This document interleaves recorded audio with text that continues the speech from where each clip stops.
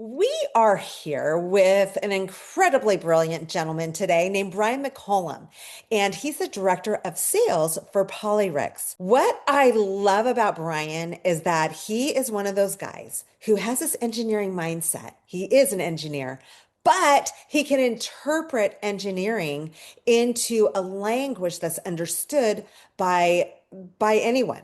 And so that's kind of his one of his main gifts.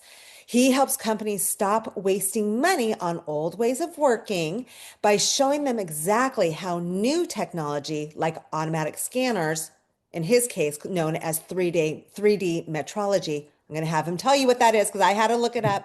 Still, I'm not going to even try to interpret what that is, but how it makes a company faster, safer, and more profitable. That's where we need to be playing today, right? With AI and everything else, we need to be able to wrap our minds around that. So, Brian, let's dive in. Yeah, thank you very much for having me and all the kind words. I appreciate it. I'll try to live up to the strong background that you provided there, but I think I can, and hopefully a lot of listeners get some value out of it. I'm sure they will. Okay, Brian, we talked about your genius of being able to decipher the tech language to someone who is not necessarily technology into technology. And so how do you sell, you being a sales director, how do you sell a complex technological solution to a company that is resistant to change? That's a really good question, and I think it's an important one because in a lot of industries and everything else, you can see it on LinkedIn often as well, that people lead with technology and the AI and what separates their technology from other technologies on the market. But there's so much of that voice and point and everybody kind of battling for that same area on the field. But when you come in, my approach is to solve problems. That's what we're trying to do. It's a real backbone of my sales process of what I'm doing. And I think it can be a part of every sales process, depending on what your products and lines are. What are you delivering that is a solution, and how does that apply to your customer, or what benefits do they see? And selling what the outcomes can be with your product, your technology, your offering, finding those pain points that can cost them money, downtime, depending on the different situations. Obviously, mine's geared a lot towards manufacturing, and so we focus a lot on ROI, working with return on investment, if anyone's not clear on what that was, on what we're delivering. So keeping uptime, keeping production going, reducing quality and defects, early detection, and going in and identifying that with your customers and ask a lot of questions. Why are you in there? Why did they call you? Why are they interested? And maybe you're cold calling them, but understanding what challenges they're facing. And there's a lot of tools out there these days with AI to kind of understand different industries, what challenges they might be facing. They're pretty typical, common challenges that everybody's encountering. Labor issues, finding the right people, reducing the number of technical roles, or redistributing labor to other areas. There's a lot of different things that you can benefit there, and those are the things I try to approach. Okay, so you brought something up. You talked about cold calling. So it sounds like you guys are not just inbound, you also have outbound going on with your That whole is sales correct. process. So let's say you call a manufacturer or a company that has been around for 100 years, right? And they've Yeah. been doing it, maybe it's family owned, they've been doing their process the same way. And you or one of your salespeople calls them and says, "Hey, we got a great idea for you. We can help get you running faster and save you money, but it's through this new technology that's disruptive." And they're pushing back. How do you break through that strong resistance? There's a couple of different ways that we can go about it, but the first thing, you have to build a kind of level of trust. I mean, you can dangle all kinds of benefits and things, but until they can see it, it's difficult for them to convey it or understand how they can do it. And you're really trying to eliminate that risk. What is the risk? Why are they doing it the same ways? Obviously, there's a comfort level in their process. They've been successful, but in today's environment, everybody understands and sees that you have to keep kind of progressing and moving forward because as things go and get faster and better, you can get left behind if you get stuck trying to use those things that have worked in the past. And with AI and other technologies, it's accelerating extremely fast. And staying up to date and keeping your processes and your people and workflow up to date is critical to be able to continue to be successful in business. But one of the ways that we can do that is to offer simulations and demos, also bring in some client referrals and other things that can show that this is what we did, kind of like a consultant, that we had this problem, give some examples of ROI cases, and actually build ROI cases with the customer, work through where the areas are that we would address, how quickly they would see those returns, what type of returns they can expect, and also compare it to the competition that's out on the market and why we're different, and happy to share that and show some different comparisons and let them make the decision as to what's best for them. Okay, so now I want to shift a little bit because some of the things that you're saying are making my mind go into a different direction. So you told me in the very beginning you have an engineering background, right? And Yeah. you've been in sales. So for you, no, there's a reason why you are director of sales. However, for your teammates, for those who work underneath you, do they also have an engineering background, or is this something that you can train? It's a mixed bag. I mean, we have some that have engineering backgrounds and some that are non-technical. And I don't think it's necessary to have a technical background, but in my field, it's pretty critical just because a lot of the questions and gatekeepers for the change can be challenging. And if you can't address the questions on the spot for some of the technical requirements and things, it can shut down the conversation a little earlier than you want to. So always with sales team or others, technical support is always available. And if you think it might be coming up, depending on your audience, I'd recommend having that in with you in the meeting or some way that you can address it quickly to keep the conversation moving during the sales process. Awesome. And do you feel like again, if you have someone who's not technical, but maybe they're really good at sales, I'm Yeah. assuming you hire a certain caliber of person, right? Do you feel like that you're able to train them in a way where they start to learn what kind of questions are going to be asked as far as the technology goes so that they can kind of pull it out of their pocket when they hear it and it becomes something that becomes more fluid for them, that they become more of an expert in that area, knowing that it's a common question. Definitely, and that's a good point as well. Your expert sales and other people that are coming in without the technical background, the messages, the results, all of the communication of what we do and how we do it, and on the technical side is geared for all levels of an organization. So anybody should be able to digest it and understand it and get a good background. It might take a little while, 6 months to a year, to kind of get really comfortable discussing some of the topics, but I think you can train somebody, particularly with a really good sales background, to come in and make changes as needed and be able to have a strong conversation during the prospective and sales cycle. Okay, so that brings me to another question, Brian. Is All right. with when you're hiring someone, I love this. I love these kind of conversations. When you're hiring someone, do you feel like it's more important to have someone who has a strong sales background or someone who is an engineer and has that engineering mindset and then teach them sales? So does that make sense? So someone in sales, teach them the engineering part, the technology part, or someone who's an engineer and teach them the sales part? I don't really care. It depends mostly to me on gut and the person. I think it takes somebody that wants to to learn it and be eager and has kind of the right energy and mindset. Those are the key things to me. I think the rest of the stuff is coachable, and it's right trying to find the right people. Obviously, having a technical background is great. Obviously, having a really good sales background is great as well. But I think you can make either work. Brian, we've talked a little bit about what makes a good salesperson, engineering, sales experience, whatever it is. But what would you say separates top performing sales leaders from average ones? My number one thing that I live by personally in my sales process is response and setting expectations.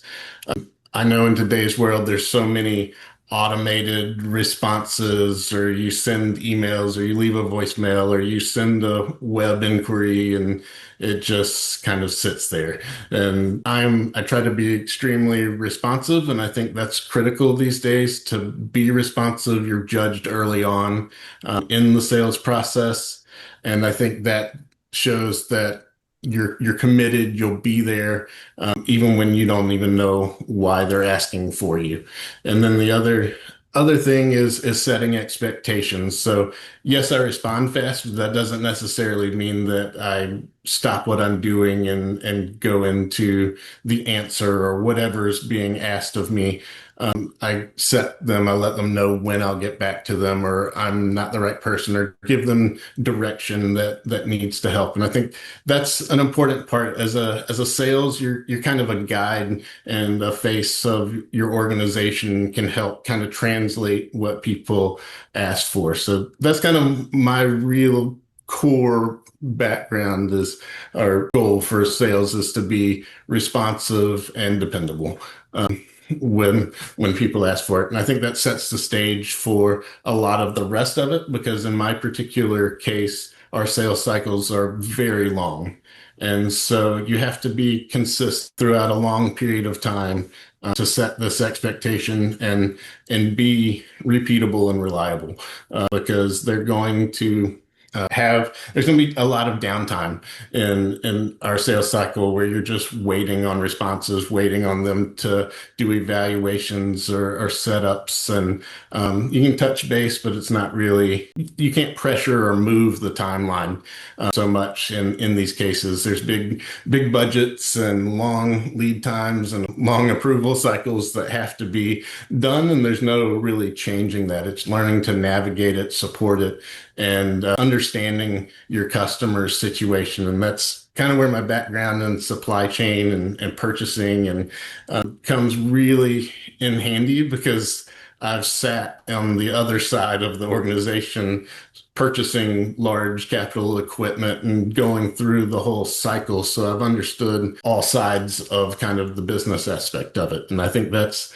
important to kind of consider where your customer is sitting, and understanding what they're trying to do and get accomplished in the background outside of that, because they may really want to buy what you're doing, but they have a lot of things and hoops to jump through on their side, and you need to be able to support that process and help them make it easy for them to accomplish all of those things by providing good material, responding, and supporting the whole process throughout. It sounds to me like, if I had to sum all that up that you just said to me, is that building trust is a huge component of it, because you might be selling a widget, but then you have a competitor who's selling a widget too.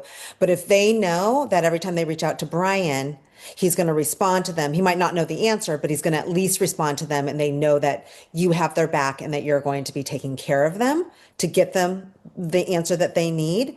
That's a huge core foundational aspect of it, because also it represents the company.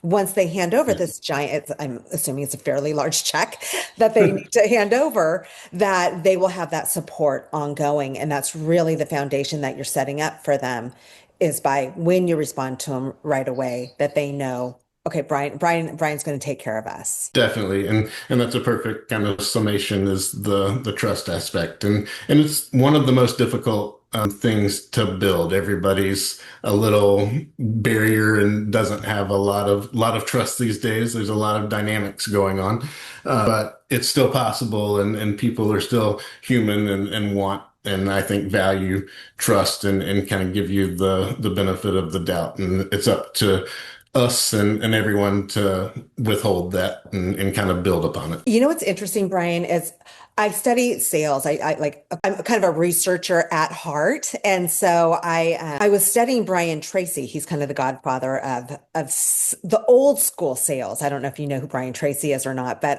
he's great. I met him, but I think he's probably around 85 years old now. And at his heyday, the way that he taught sales worked. But it was also way before AI, way before even the internet. And so when I read the things that he talks about, it sounded more like you kind of make sure that you come in with confidence and you're telling the buyer what they need to be doing. And when I listen to you, you have more of actually the modern day sales personality of kind of being chill and not pushy, and but really just being there to support the buyer because buyers now are savvy.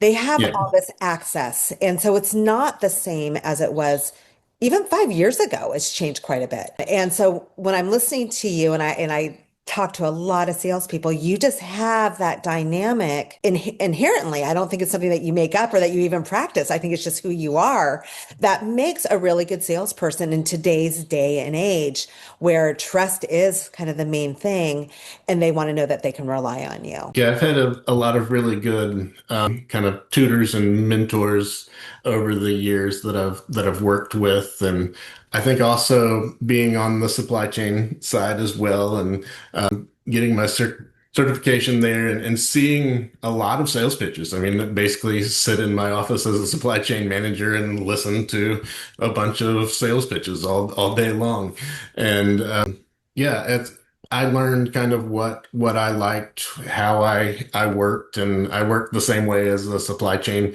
manager as I do on the sales side. And there's definitely some pressure that you have to apply sometimes to get things moving, but I enjoy kind of a relaxed, no pressure, no kind of environment when I'm shopping, when I'm being pitched to. I like to learn and understand and feel like that decision's mine, that I which would ultimately be the customer's decision to want to buy something. And then you get that kind of excitement that you've convinced them, they've bought into the idea and are excited about the possibilities. And that's the fun part to me. It's again, if I had to define you, I see you as a strategic partner, right? Not a salesperson, but as a strategic partner. And I think it's a huge component of being successful in very high level, high ticket, whether it's technology, whether it's computer science, it doesn't really matter, medical devices. It's when you can come across as a true strategic partner, that's always more beneficial, right? And so it makes it an easier decision when it comes down to who you're going to choose to work with.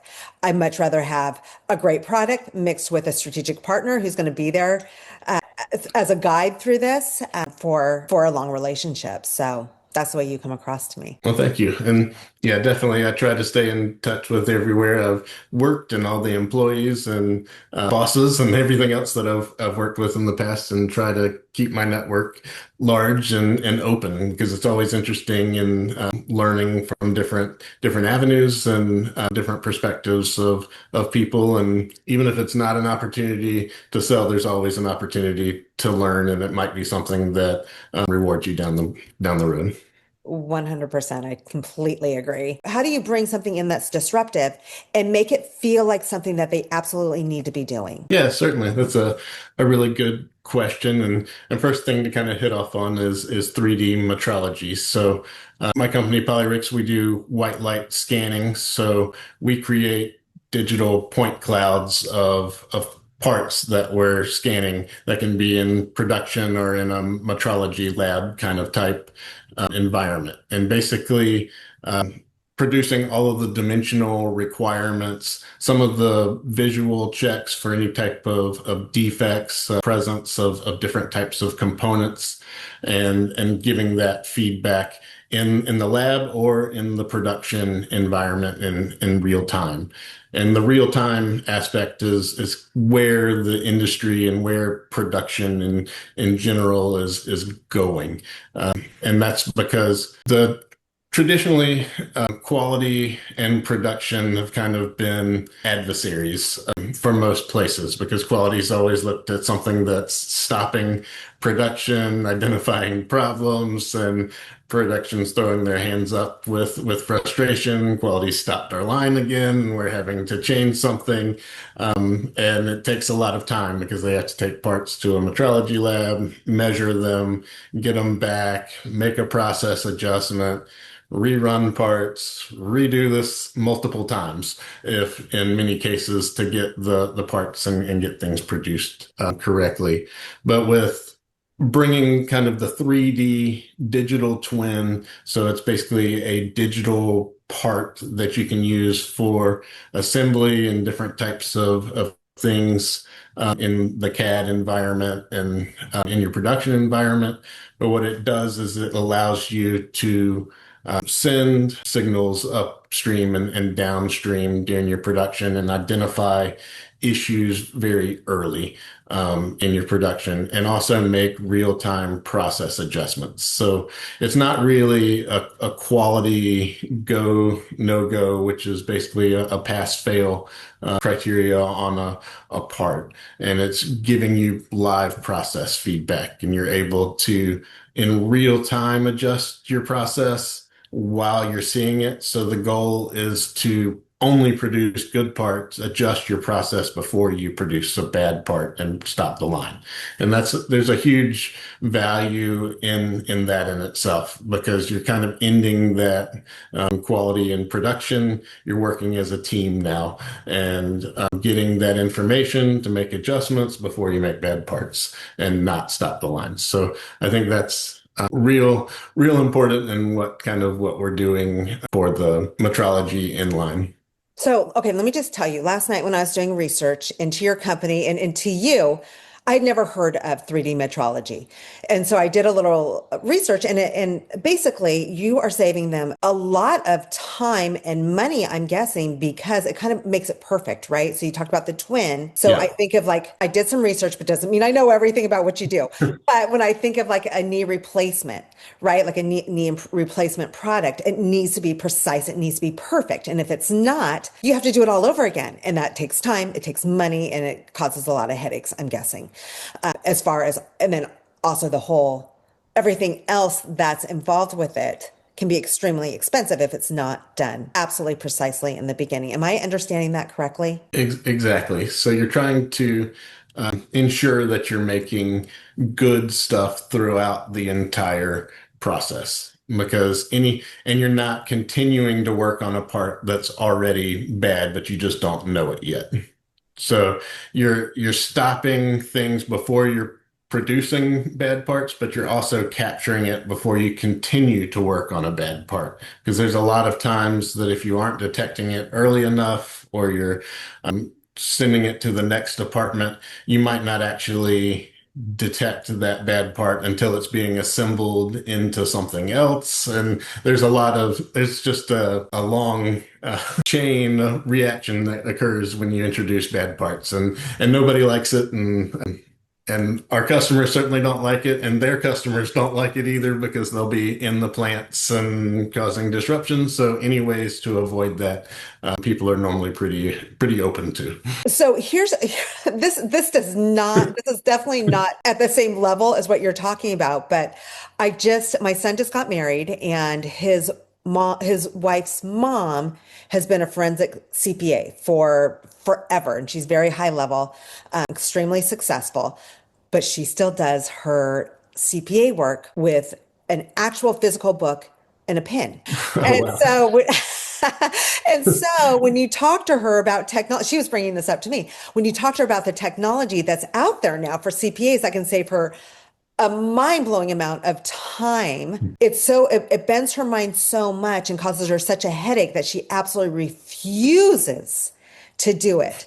And so, have you ever dealt with people like that who've been in the industry forever and they believe in their process and in the idea of bringing in that something that's so technically advanced makes them want to run for the hills? How do you talk to that person? Well, it can be a challenge. And in some cases, maybe our technology, they're not ready for it yet because they're still doing processes that are still very manual. And there are a lot of good kind of pokey-hooks or checks that they can do with manual gauging and things that are good, and they've been good for a long time. I mean, production lines and production parts and everything have been around long before technology was. But as we discussed earlier, though, with AI and the data, the things that I see that are important is being able to utilize the data and key in onto that information that's out there for the production line. So that's what we're kind of doing, bringing from a metrology lab or other departments that are taking considerations and tying all of that in together, all of that data and information into live. Everybody can see what others are doing with the information. And I think that's where you really see a lot of the benefits, but it's still a challenge because there's so much information. And that's one of the biggest challenges I see today with a lot of the different companies with AI, the different testing, all the machine inputs and things that are coming. They just have this data of tables and numbers and graphs, and that's where I see AI has a really big opportunity to come in and take all of this data and produce it into usable information. Because right now it's so much, there's not one person or one department or one thing. And that's something we kind of help do is we take that metrology data, those pass fail features, and we give it into a real easy feedback use. So we have an augmented reality projection that we put onto the part. So it's a heat map so it's a colored heat map. So it shows how far the actual physical part is from the perfect part or the nominal on the CAD. And that's a really great tool because for large parts, anybody can walk up and be like, that part's all red. It's not good. And that one's all green, as long as you knew what the colors were indicating. But it's really good tool for production and other people to walk up and be able to quickly identify. But it's taking those complex numbers and data, which would normally be a full inspection part report with all kinds of pass-fail criteria, and making a simple visual tool. And I think there's some opportunities for AI and for other technologies to continue to improve on that. Awesome. Brian, this has been such a fascinating conversation that I never thought I was going to be talking about 3D metrology and even understanding what the heck that meant, but now I do. And so if someone wants to get in touch with you or follow your journey or learn from you, where's the best place for them to go? Well, they can find my profile on LinkedIn, and happy to connect and continue the conversation there. Or they can shoot me an email at Brian, Brian .McCollum, McCollum, at polyrix.com. Thank you so much. Thank you. It has been